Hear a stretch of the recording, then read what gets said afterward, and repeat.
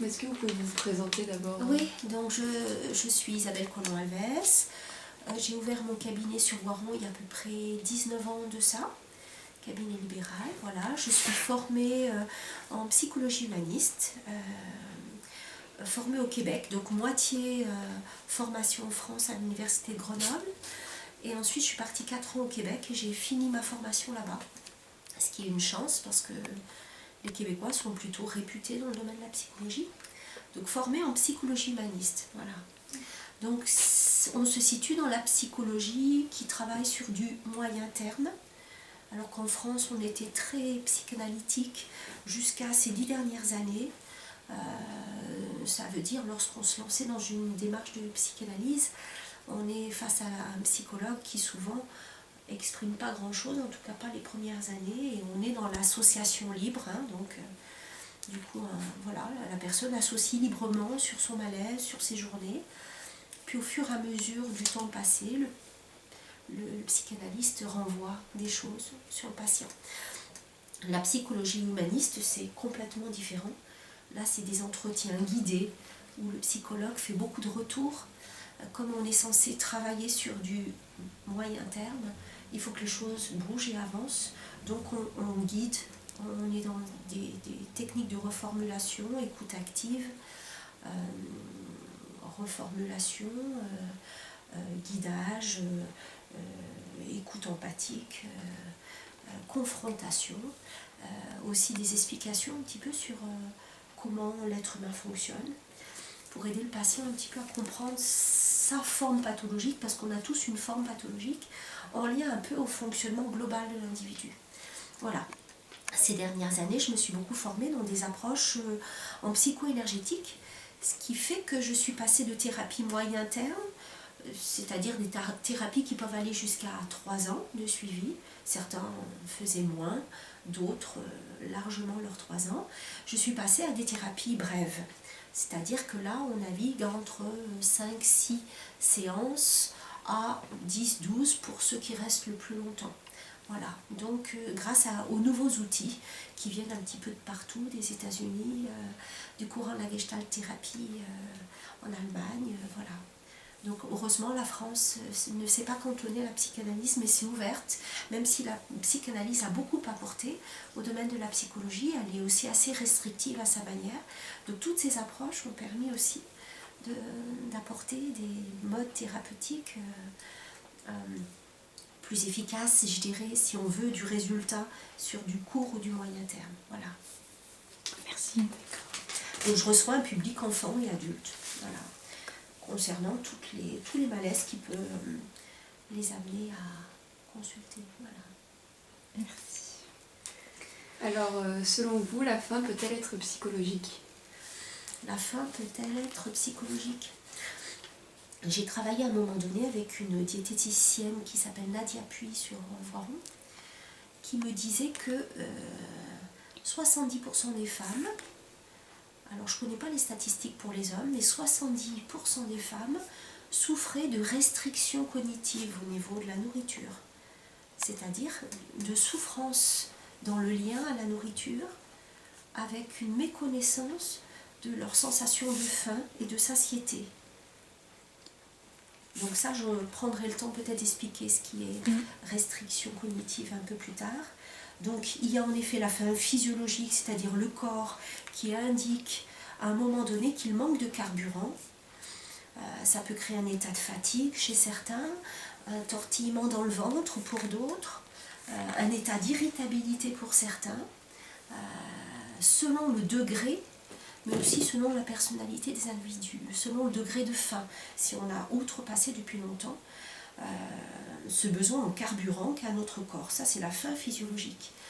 Mais beaucoup d'individus souffrent d'une faim qui ne correspond pas aux besoins purement physiologiques de leur corps et sont habités par une envie de manger, alors que leur corps, a priori, ne manque pas de carburant. Voilà. Donc, ce type de faim est une faim émotionnelle liée à un état intérieur de frustration, de malaise, souvent pour les boulimiques et les anorexiques que j'ai en suivi. La plupart des patients ont pu naviguer de la boulimie à l'anorexie. On voit souvent des gens qui ont les deux symptômes reliés. Pour la plupart, tous souffrent d'un problème d'identité. Qui je suis? Quelles sont mes limites entre moi et l'autre? Entre mes attentes et les attentes de l'autre? Tout le travail qu'on aura à faire en psychothérapie, c'est ce travail de reconstruction d'identité. Mais quand on regarde un petit peu tous les écrits qu'il y a eu là-dessus, quand même, il y a eu beaucoup d'auteurs, certains qui se contredisent les uns les autres. En tout cas, la seule chose qui est sûre, c'est qu'en effet, on peut identifier un problème d'identité. Souvent, on parle d'un lien particulier du patient anorexique à la mère, mais ce n'est pas pour 100% des cas, mais il y a eu ce lien-là qui a été révélé. Pour les patients boulimiques, alors j'ai parfois des patients qui viennent me voir avec un corps relativement enrobé, qui ont un comportement un peu compulsif. Quand on parle de boulimie, on est carrément dans le comportement compulsif. Le comportement compulsif, ce n'est pas manger un morceau de chocolat ou 2 ou 3, c'est carrément la plaquette entière. Et puis je vais au frigo et je sors 3 ou 4 yaourts et je vais à une vitesse souvent importante ingurgiter mes yaourts. Et puis s'il y a un morceau de viande, je mange mon morceau de viande. Le boulimique peut ingurgiter une quantité de nourriture jusqu'à plusieurs kilos en très peu de temps. Donc il y a vraiment un besoin de se remplir. La sensation, c'est j'ai besoin de me remplir. Et souvent quand on parle avec ces patients, on s'aperçoit que ce sont des personnes qui ne savent pas prendre soin d'elles-mêmes. Elles sont beaucoup là pour tout le monde, pour les autres, pour ne pas décevoir. Ils sont centrés sur le regard de l'autre et les attentes des autres à leur égard. Mais rarement, ils sont là à se poser la question: comment je vais? Qu'est-ce que je peux faire pour moi? Qu'est-ce que je peux faire pour me faire plaisir? Donc ils prennent soin de tout leur monde. Et quand tout leur monde est un petit peu loin, je vais me jeter sur le placard, sur le frigo. Et là, d'une manière compulsive, c'est-à-dire quelque chose que je ne maîtrise pas du tout, je vais me remplir, je vais me remplir, je vais me remplir. Au point qu'après avoir ingurgité plusieurs kilos de nourriture, je suis très mal. Certaines personnes sont capables de se mettre dans des états qui méritent l'hospitalisation parce que plusieurs kilos de nourriture dans l'estomac, ça les pousse ensuite, parce qu'ils sont très mal à aller se faire vomir, mais aussi parce qu'il y a un trop-plein, une sensation de trop-plein très très très gênante. Et vomissement, parfois régulier, avec une crainte pour le milieu médical de rupture gastrique, c'est-à-dire qu'au niveau gastrique, il y a une rupture, donc là c'est l'hospitalisation d'urgence, on est dans des situations très graves. Voilà. Donc pour le patient boulimique, il y a cette difficulté, souvent en tout cas pour la plupart de ceux que j'ai pu voir, difficulté à savoir s'habiter et prendre soin de soi. Mais grosso modo, que ce soit le boulimique, l'anorexique ou la plupart des gens qui viennent nous consulter, quel que soit l'ordre de la problématique, le seul travail qu'on fasse vraiment en psychothérapie, c'est d'essayer d'aider l'individu à rétablir un lien de qualité avec lui-même. C'est la seule chose qu'on essaye de régler. On s'aperçoit que la plupart des gens sont beaucoup trop reliés à l'autre, aux attentes de l'autre et pas assez à eux-mêmes. Liés aux blessures qu'on a eues dans l'enfance avec papa, maman, leur qualité de regard, d'amour, de présence, de confiance à leur égard, crée des blessures, ce qui fait qu'ensuite on passe notre temps à essayer de trouver une réconciliation avec soi quelque part à travers une réussite pour l'autre, à travers le regard de l'autre. Voilà, le travail de psychothérapie essaye de couper ça et se dire si on s'arrêtait de regarder l'autre et si on revenait à soi, qui je suis, quels sont mes besoins, quelles sont mes envies, de quoi j'ai besoin pour être bien et de quoi je dois m'écarter pour éviter d'être mal. Voilà, c'est ça le travail. Et quelque part, avec l'anorexique et avec le boulimique, on est en plein dans cette démarche-là. Voilà. Donc vous avez beaucoup parlé de l'anorexie et de la boulimie, mais est-ce que ça a aussi un impact sur l'obésité par exemple, cette femme psychologique? La boulimie, oui. Hein. Alors c'est marrant, on voit les deux profils. J'ai vu des patients qui venaient me voir qui étaient boulimiques mais qui s'étaient jamais fait vomir. Et quelle que soit la classe sociale, hein, il y avait des gens avec un niveau socio-professionnel très élevé, qui étaient enrobés je dirais, de trop manger, qui attendaient d'avoir géré leur journée auprès de leurs enfants et leurs maris, et pendant qu'ils étaient en train de se décontracter, soit dans la cuisine, après avoir fait la vaisselle, parce que bien sûr, elles ne savent pas demander de l'aide, donc à avoir géré le ménage, la vaisselle, etc., elles vont se goinfrer, etc. Donc elles viennent me voir en état d'obésité. Et puis il y a des personnes qui sont dans la même souffrance, mais qui, elles, sont dans une préoccupation énorme de la minceur. Donc elle travaille sur un hyper contrôle du corps à travers divers types de régimes. Et là on va parler de restrictions cognitives. C'est-à-dire que quand je ne suis pas dans une écoute calme de mon corps qui normalement est censé me dire quand j'ai utilisé toutes mes ressources, quand j'ai utilisé tout mon carburant, et que mon corps doit m'indiquer normalement d'une manière claire, par ce ventre noué, comme je parlais tout à l'heure, ou cette fatigue, ou cette irritation, quand j'apprends à me connaître, je repère très clairement en moi, je manque de carburant, il faut que j'aille me nourrir. Et comme par hasard, à moins qu'on soit allé très loin dans le manque de nourriture, quand je suis dans un constat que oui, ça serait le moment d'aller manger, mon corps me l'indique, quand je mange, les premières bouchées sont très agréables. Il y a une notion de plaisir quand je mange. Quand je ne suis pas allée trop loin dans le manque de nourriture, mais juste dans les premières sensations qui m'indiquent que c'est le moment de manger. Il y a un moment de plaisir important, dès les premières bouchées.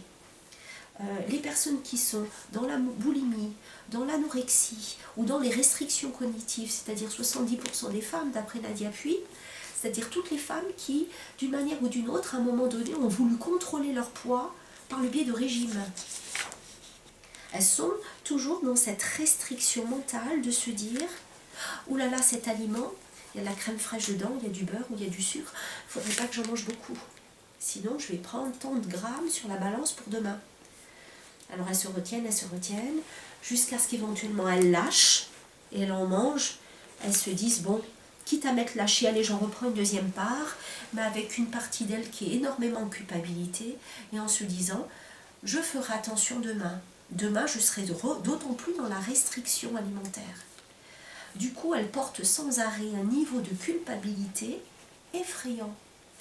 Et qu'est-ce que crée la culpabilité dans le corps?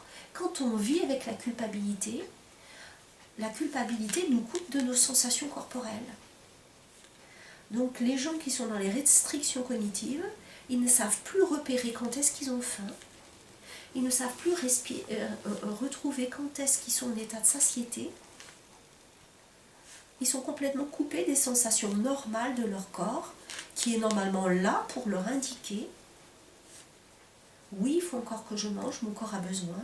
Non, il ne faut plus que je mange, mon corps n'a plus besoin. Et j'ai une sensation normalement qui vient de mon ventre, de mon estomac qui dirait ça y est, c'est bon.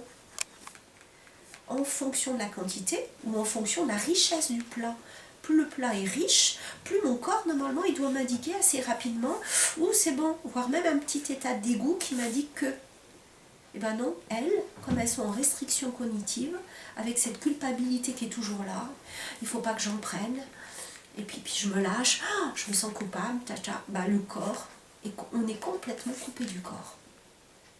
Du coup, elles, quand elles mangent, parfois elles n'ont pas faim, elles n'ont pas repéré si elles avaient faim ou pas. Elles ne savent pas arrêter le repas non plus, parce qu'elles ne savent pas repérer l'état de satiété. Quand on vérifie avec elles le plaisir qu'elles ont eu à manger, il n'est pas énorme, il n'est pas génial, vu qu'elles sont sans arrêt avec cette culpabilité. À chaque fois qu'elles mangent une bouchée de quelque chose, c'est tout juste si elles ne sont pas en train de calculer le nombre de calories supplémentaires qu'elles mettent dans leur organisme. Donc je ne vous dis pas à quel point le plaisir naturel de manger est coupé. Donc, le travail entre autres de certaines diététiciennes, parce que il y a beaucoup de diététiciens qui proposent des régimes et qui du coup quelque part sans le savoir participent à cette restriction cognitive. Là je vous parle d'un courant qui est nouveau, qui vient encore pas de France, hein, c'est en Suisse, Belge, etc. Et que je trouve moi intéressant, c'est pour ça que j'en parle et que je travaille un petit peu avec ces outils avec mes patients et que j'envoie aussi vers Nadia Cui parce que c'est elle qui m'a parlé de cet outil. Qui là je trouve est très très intéressant parce qu'il prend vraiment le problème à sa racine. Voilà. Mais bon voilà, comme elle le dit, 70% des femmes. Beaucoup plus, ça touche beaucoup plus les femmes que les hommes. À moins qu'on soit en face d'hommes qui ont toujours rencontré des problèmes alimentaires et qui du coup eux aussi sont sans arrêt dans la restriction. Mais le fait est que les hommes sont souvent beaucoup moins centrés que les femmes sur leur image de minceur. Voilà, est-ce que je sais pas, est-ce qu'il y a d'autres choses dont vous auriez besoin? Est-ce que vous pensez qu'on est programmé pour manger ou pour avoir faim à certaines heures précises, comme à midi ou à 19h30 le soir Donc, là-dessus, je suis peut-être pas assez calée pour vous répondre. Je pense que notre corps, il est censé nous indiquer, un des travaux de Nadia Cui, quand elle accompagne une personne qui ne sait plus repérer sa sensation de faim, de satiété, etc. À un moment donné, elle va lui dire, elle va travailler à savoir est-ce qu'il y a du compulsif lié à des charges émotionnelles. Soit elle va travailler toute seule sur ses charges émotionnelles, soit elle va me l'envoyer à moi ou à un autre psycho. Voilà. Mais quand les charges émotionnelles sont réglées, après on essaye de travailler sur cette restriction cognitive qui a déprogrammé l'individu de ses vraies sensations. On essaye de le faire revenir à ses vraies sensations. Et comme parfois ces personnes sont là à dire « mais c'est fou, je mange et j'ai même pas faim ». Et à la fois je mange, je ne sais pas m'arrêter. Donc à un moment donné, elle va leur dire « bon, à partir de demain matin, quand vous vous levez, vous n'allez pas déjeuner à l'heure à laquelle vous déjeunez d'habitude, vous allez attendre que votre faim arrive. » Et en effet, des fois, on s'aperçoit que la personne, elle va attendre 10 heures ou 11 heures pour manger. Et là, pour la première fois depuis peut-être de nombreuses années, elle va pouvoir dire, je ne sais pas si c'était la faim, mais en effet, j'avais quelque chose dans mon ventre, ou j'avais une fatigue, ou j'avais ça, est-ce que c'est ça la faim? Mais en effet, quand j'ai mangé, j'ai eu du plaisir. Ça faisait longtemps que j'avais perdu ce plaisir de manger. Et ça, cette notion de plaisir, aux premières bouchées, est le signe que j'ai mangé alors que j'avais faim. Alors, est-ce que il ne reste que, voilà, on a un travail tous, vous en tant qu'étudiante, mais c'est largement un travail qui nous force à, voilà, on ne peut pas manger à n'importe quelle heure du jour et de la journée. Donc il y a une programmation qui s'est faite aussi en lien à nos obligations. Donc on est obligé de. Et souvent on arrive quand même à retrouver ce cadre-là. Il y en a qui, en s'appuyant sur leur vraie sensation de faim, vont manger beaucoup le matin ou vont manger peu. Voilà. S'ils sentent qu'ils n'ont pas faim le matin au réveil, ils vont peut-être quand même prendre quelque chose. Ils vont se permettre de se faire un petit encas s'ils ont une petite pause de 10-15 minutes parce qu'ils savent que leur vraie faim, elle n'arrive pas à 6h30 du matin quand ils se lèvent, mais c'est plutôt à 10h, 10h30 qu'ils la sentent. Alors ils prennent un petit truc pour ne pas partir le ventre vide et ils attendent 10h, 10h30 pour, voilà. Pour d'autres, ça sera dès 6h30 du matin qu'ils vont sentir une vraie faim. Donc on peut jouer là-dessus en sachant qu'on est tous un petit peu différents, on n'a pas tous les mêmes rythmes. Ici, on voit tous les diététiciens et toutes les approches. Certains disent que c'est important de faire 3 gros repas, qu'il ne faut pas manger entre les repas. D'autres disent qu'on est au contraire fait pour manger des petites quantités, mais pas des gros repas. Et donc, du coup, à plusieurs reprises dans la journée, là-dessus, chaque année, il y a une nouvelle méthode, il y a une nouvelle logique qui est exprimée par un thérapeute là-dessus. Du coup, c'est difficile de savoir. Ce qui est bien, c'est que notre corps, lui, sait plutôt que toutes ces théories qui sont réfléchies, qui sont pensées. L'important, c'est de se relier à soi. C'est ce que j'apprécie dans cette approche sur les restrictions cognitives, c'est qu'en effet, quand on se relie à soi, on sait aussi les aliments qu'il nous faut. Je veux dire, quand on a l'habitude de lâcher cette culpabilité, de se dire mon corps, il sait ce dont il a besoin.